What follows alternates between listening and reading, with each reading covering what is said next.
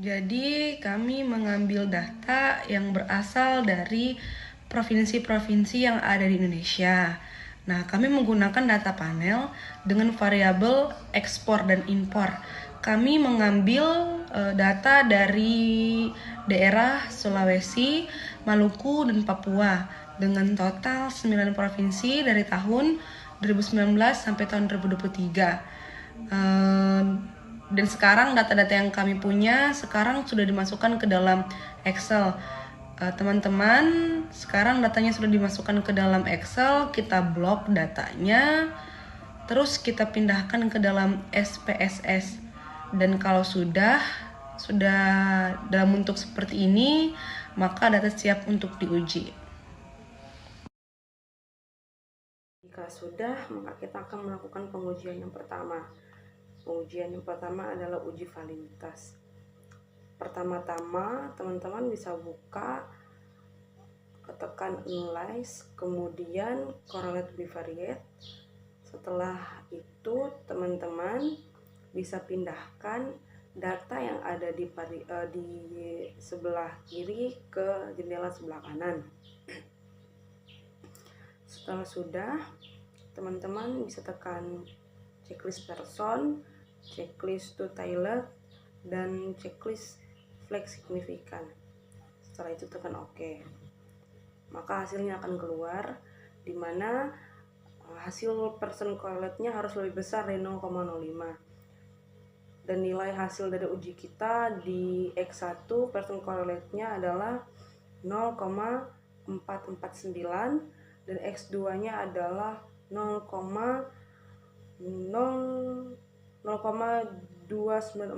yang menyatakan bahwa hasil data kita ini valid karena lebih besar dari 0,05. Teman-teman, kita akan lanjut uji yang kedua, yaitu uji reliabilitas, dimana yang pertama teman-teman bisa buka analyze, kemudian scaled, setelah itu reliability analysis.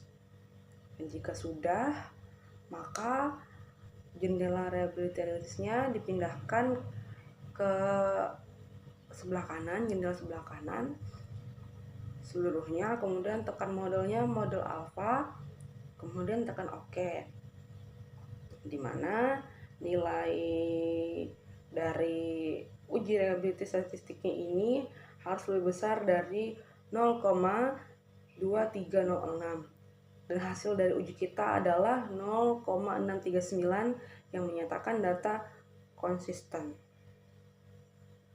Kemudian uji normalitas, di mana uji normalitas ini bertujuan untuk mengetahui apakah dua variabel tersebut terdistribusi normal atau tidak normal. Yang pertama kita bisa buka analyze, tekan analyze, kemudian regression, setelah itu linear. Maka jika sudah, pindahkan variabel independen ke jendela independen dan variabel dependen ke variabel dependen.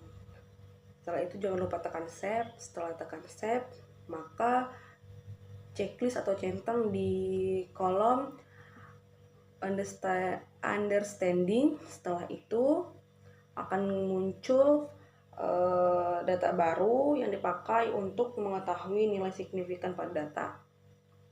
Setelah itu kita tekan analyze lagi, kemudian tekan non parametric test, setelah itu one sample.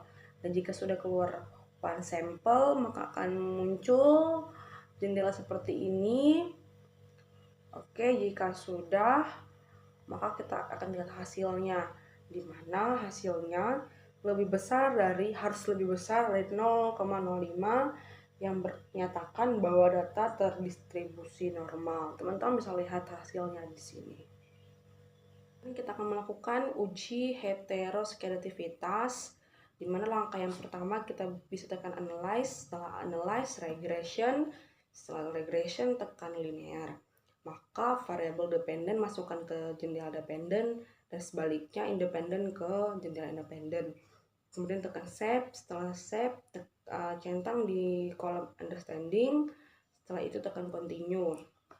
Nah, maka muncul variabel baru yaitu res_1. Setelah itu tekan transform dan compute variabel. Setelah sudah, selanjutnya pada kotak target variabel, masuk ketik ABS underscore res, dan nometriknya tekan ABS dalam kurung res underscore 1. Kemudian tekan OK. Selanjutnya kita ingin mengetahui untuk persamaan regresi variabel stres kerja X terhadap variabel kinerja Y. Kemudian kita harus tekan analyze. Setelah analyze, tekan regression. Setelah itu linear. Nah, kemudian di jendela dependennya masukkan ABS underscore res. Nah, setelah itu tekan save. Setelah save, pastikan bahwa di bagian tabel understandingnya tidak ada terchecklist. Setelah itu checklist di include, dan setelah include di checklist tekan continue, maka akan keluar hasil dari uji heterogeneisitas, yang mana hasilnya adalah 0,528 lebih besar dari 0,05, artinya tidak terjadi gejala heteroskedativitas. Berikutnya uji regresi linear, di mana uji regresi ini digunakan untuk menguji pengaruh satu variabel bebas terhadap variabel terikat. Nah, pertama kita tekan analyze, kemudian regression, setelah itu linear. Setelah itu seperti tadi, masukkan variabel independen ke jendela independen dan sebaliknya independen ke jendela dependen. Setelah itu pastikan metodenya ada keterangan enter, kemudian tekan OK. Maka persamaan dari sederhananya, selanjutnya uji F. Sama seperti uji T tadi, kita melihat dari ANOVA. Nah, di ANOVA ini bisa dilihat nilai F hitungnya 7,526. Dan dari T-tabel artinya berpengaruh secara signifikan. Kemudian bisa dilihat dari sebelahnya. Jika tabel signya nilainya 0,02, di mana lebih kecil dari 0,05, maka membuktikan nilai F itu signifikan. Nah, kemudian uji yang terakhir, koefisien determinasi. Mencari tahu berapa persen variabel X berpengaruh terhadap variabel Y.